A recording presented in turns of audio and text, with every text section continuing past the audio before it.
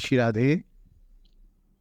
सबसे अच्छी बात तो आपने हरे कृष्ण महामंत्र का आश्रय लिया।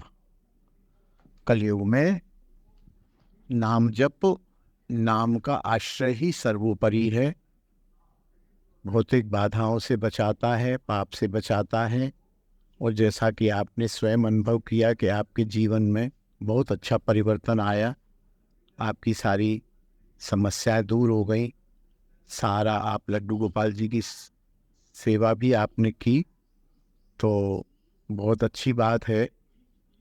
अब जो भाव की बात है ना, देखिए, भाव में जो शास्त्रीय बात है कि हम जीव हैं और भगवान कृष्ण हैं सर्वोत्तम सत्ता। हम उनके अंश हैं, हम उनके दास हैं।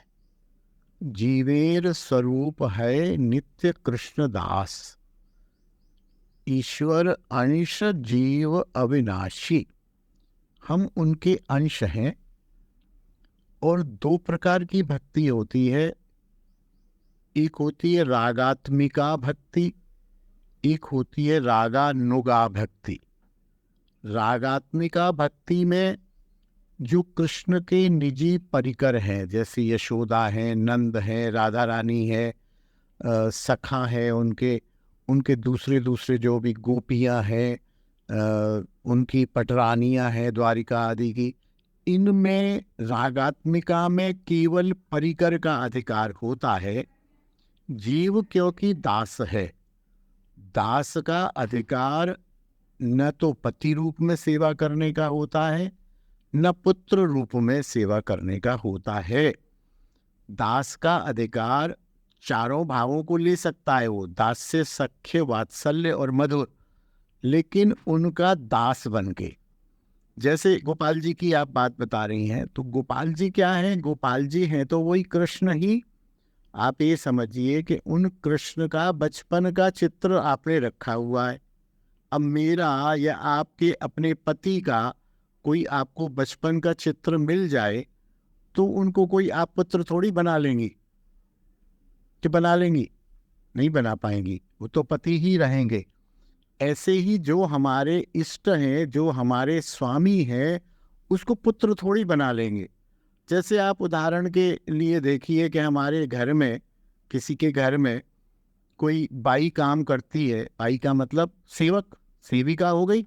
हम जीव भी सेवक है और वो सेवा कर रही है। अब किसी दिन वो स्वामी जो है उसके, वो उससे पूछे तुम बहुत अच्छी सेवा करती हो, बताओ क्या चाहती हो? तो वो उससे कहे कि मैं तुम्हें पति रूप में चाहती हूँ। क्या होगा? पिटेगी कि बचेगी? अरे तुम सेवक हो, तुम बहुत अच्छी सेवा कर रहे हो। या वो ये कहे मैं तुम्हारी माँ बनना चाहती हूँ, तुम मेरे पैर छुआ करो। या मैं तुम्हारी मित्र बनना चाहती हूँ, मेरे को कार में घुमाने ले जाया करो।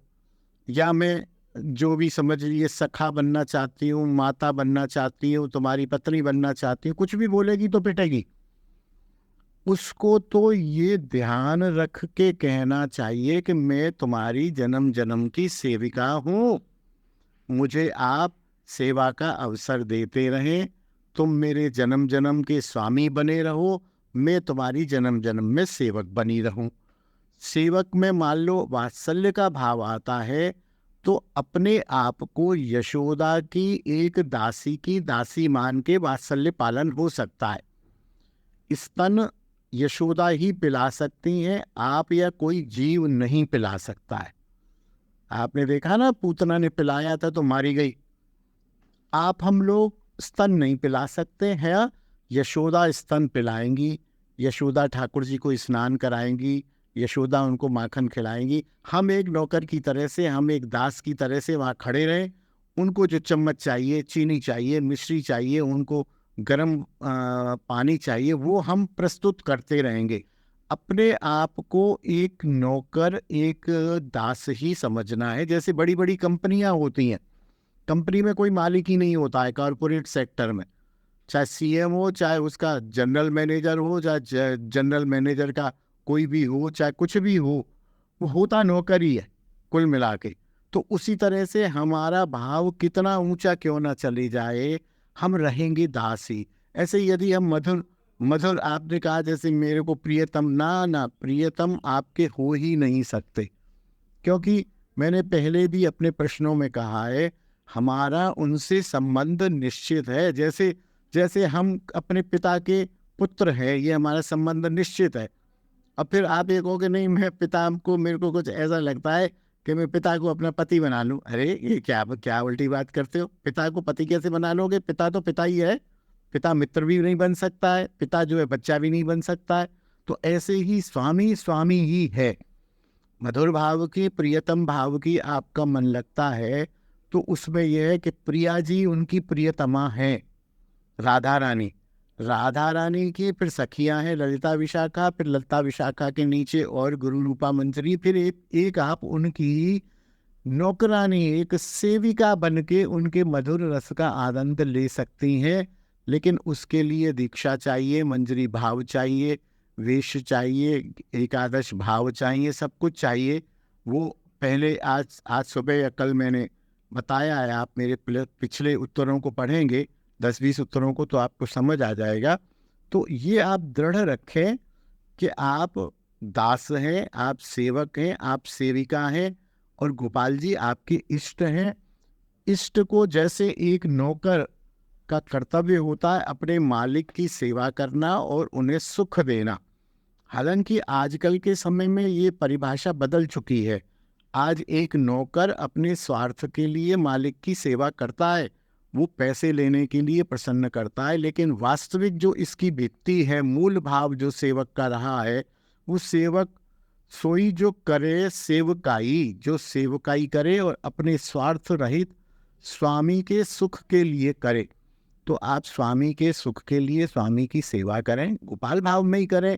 बहुत आवश्यक नहीं है कि आप प्रिया प्रीतम को के विग्रह की स्थापना करें, वही तो है आपके ठाकुर जी, कृष्ण ही तो है, उनके बचपन की फोटो है, उसकी सेवा करिए और अपने आप को एक सेवक मानिए। और इन सब से ऊपर महामंत्र में अटूट निष्ठा रखिए। आपका स्वयं का अनुभव है, आप हमारे लिए एक आदर्श हैं कि जो आपने अनुभव किया कि महामंत्र से आपका जीवन बदल गया।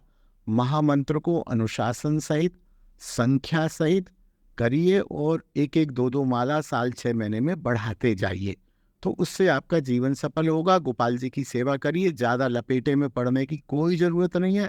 लगे रहिए, लगे रहिए, लगे रहिए। समय आने पर अपने आप आपको मार्ग मिलता जाएगा। मार्ग को खोजने की कोशिश न करिए, आपको समझो सार मिल चुका है, वो सार अपने आप आपको ले जाएगा। जय श्री राधे, जय बोल हरि बोल हरि बोल।